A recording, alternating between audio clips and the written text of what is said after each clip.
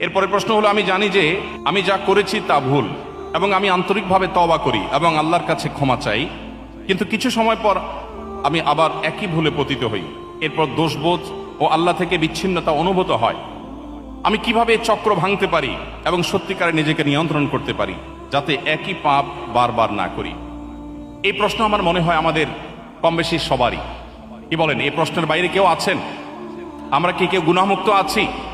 আমরা কি কেউ পাপ মুক্ত আছি? প্রতি মুহূর্তে আমাদের গুনাহ হচ্ছে।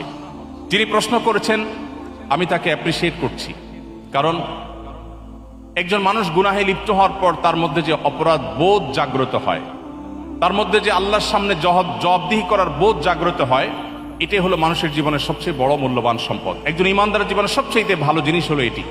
এই অনুশোচনা, এটাই হলো তওবার মূল সূত্র। কোরআনে কারিমে আল্লাহ রাব্বুল আলামিন বলেছেন, পরিষ্কারভাবে আল্লাহ তাআলা ঘোষণা দিয়েছেন, লা তাকনাতু মির রাহমাতিল্লাহ।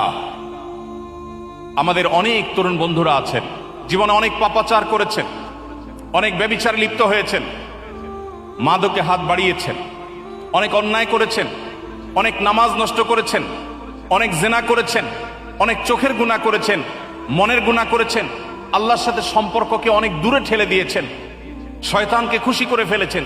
তিনি অনুভব করছেন তিনি আল্লাহর রহমত থেকে অনেক দূরে সরে গেছেন, যেমনটি প্রশ্নকর্তা লিখেছেন।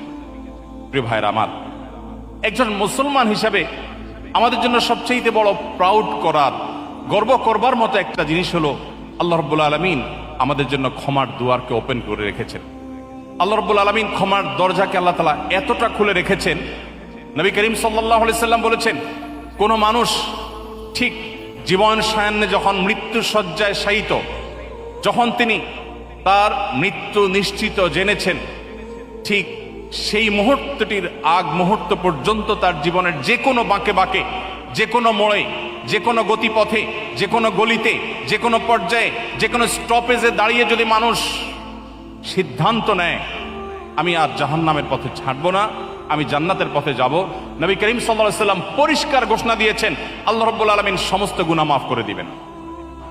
প্রিয় ভাইরা আমার, একটি ধারণা আমাদের অনেকের কাছেই হয়তো পরিষ্কার নয়, সেটা হলো ইসলামে এমন কোনো অপরাধ নাই, এমন কোনো পাপ নাই, এমন কোনো গুনাহ নাই, এমন কোনো খারাপ কাজ নাই যে কাজ মানুষ পরিহার করবার সংকল্প করার পর আল্লাহর পথে, জান্নাতের পথে ফিরে আসার সিদ্ধান্ত গ্রহণ করে আর আল্লাহ তাআলা সেটা ক্ষমা করেন না।